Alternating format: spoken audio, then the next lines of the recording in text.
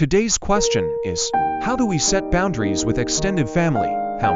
Well, the first thing that comes to mind is, why do you want to set boundaries with your extended family?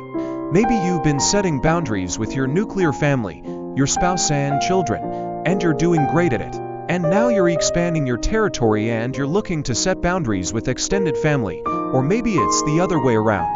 You've been doing okay with extended family and now you're realizing you need to start setting boundaries with your nuclear family.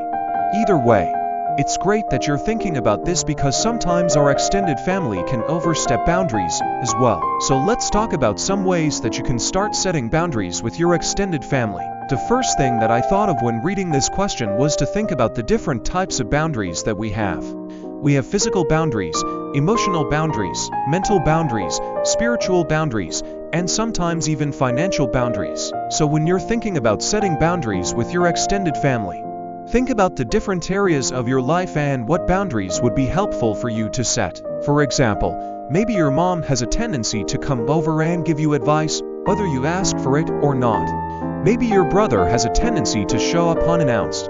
Maybe your aunt has a tendency to criticize your choices.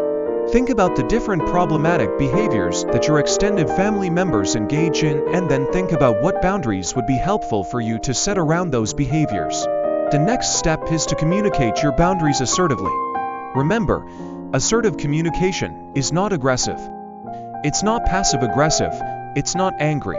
It's calm. It's kind, but it's firm. An example of assertive communication would be, "Hey, Mom, I really appreciate you wanting to help, but I'd like to handle this situation on my own. I know you're just trying to help, but I'd really appreciate it if you'd respect my boundaries." An assertive way of communicating to your brother would be, "Hey, I love you and I'm so glad you're in my life, but I need to ask that you text me before coming over because I need time to prepare and I want to make sure I'm ready for your visit."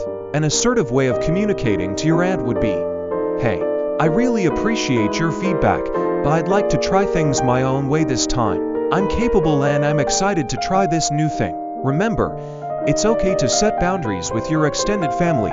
In fact, it's healthy. It shows that you're prioritizing your mental health, your physical health, your emotional health, your spiritual health, and your financial health. And when you set boundaries with your extended family, it also gives them the opportunity to become better boundary setters with other people in their lives as well. I hope that helps. Thanks for watching.